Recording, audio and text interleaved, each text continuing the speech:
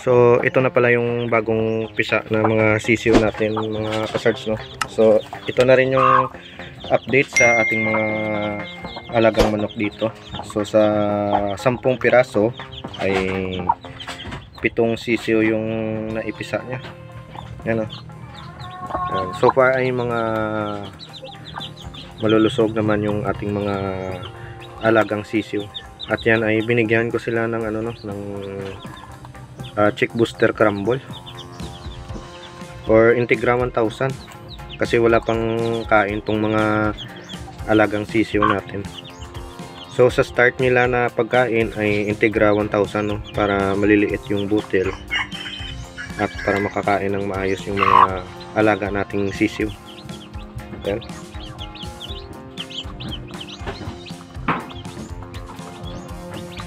So may natira dito mga kasards ay 3 piraso. Ayan, tingnan nito. Sa ano, sa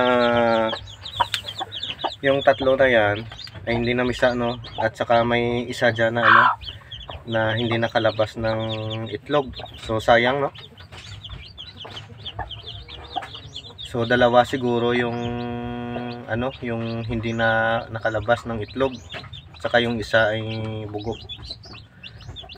Hindi natin kasi na monitor mga kasards dahil may trabaho tayo, no, at hinayaan lang natin sila dito.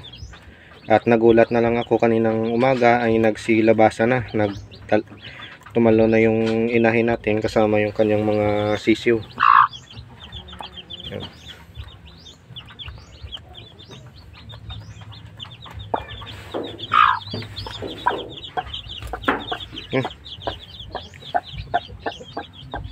So kunin natin yung itlog.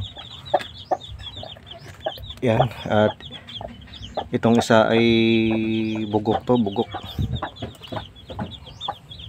So meron dito. Yan, oh, hindi nakalabas, oh. Hindi nakalabas ng kanyang shell, sayang. Naapakan niya siguro to. Tsaka yung isa dito, nilanggam na nga, oh. Sayang, no. Hindi nakalabas ng shell.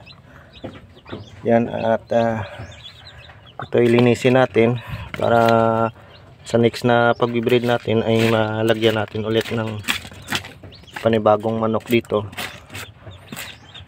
para magamit ng ano, no, ng next na ano na i-prepare natin dito.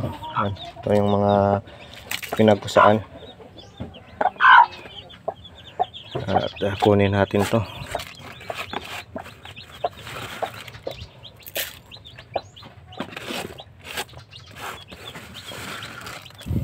Yan.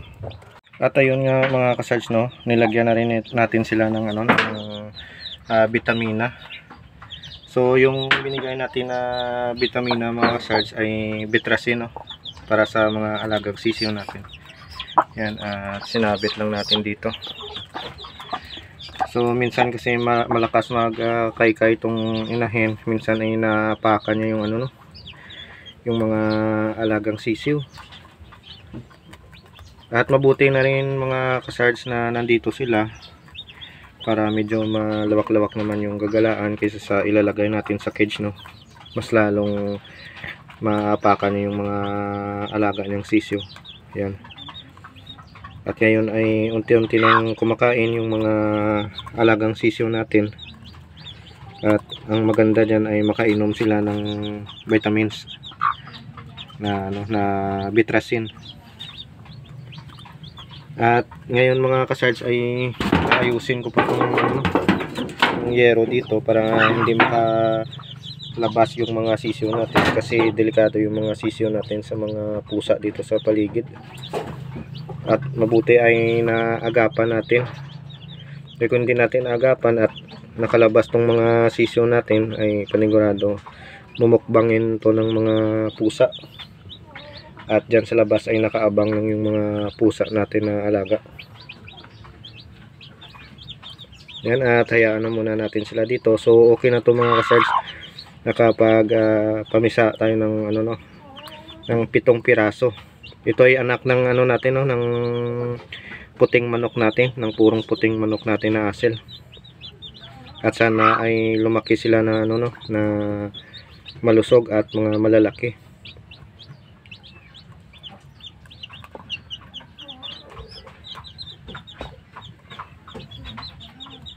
At dito pala yung ibang manok natin mga kasards no. So minsan ay nilalabas natin yung mga alagang manok natin para mainitan. At dito lang muna sila pa samantala no.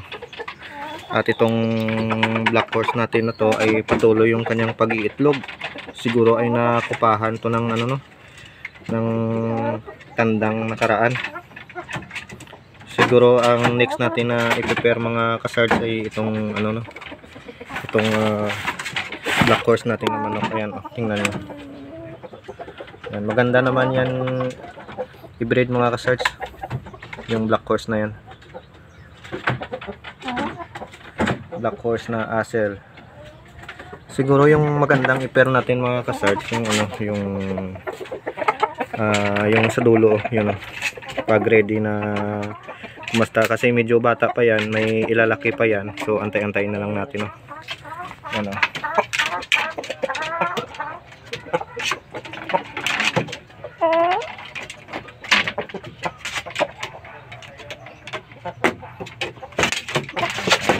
matangkad din na klase na manok. At itong white asil natin ay papahingain na muna natin to. So yan lang muna yung update natin ngayon. So baka magtaka kayo mga kasards no, may ina-upload ako na makikita nyo sa aking channel na parang napanood nyo na, ay yung mga ibang videos natin ay ini-re-upload natin sa ating channel. Kinuha natin doon sa may Migo Ilonggo na channel dahil nagkaroon nga ng problema no. So napagdesisyon na namin ng aking kapatid na yung mga dati kong video doon ay ililipat namin sa channel na to.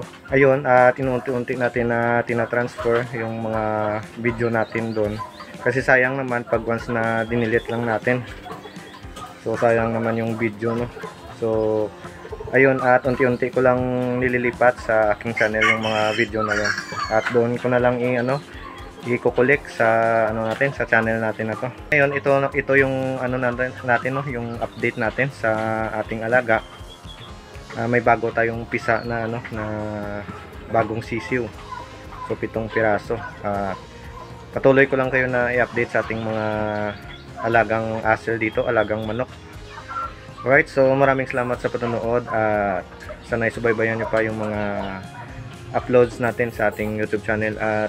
At kaunting steps na lang, watch hour na lang yung kulang natin at ma-monetize na tayo. Alright, so maraming salamat po at God bless po sa ating lahat at Merry Christmas po sa ating lahat and advance Happy New Year.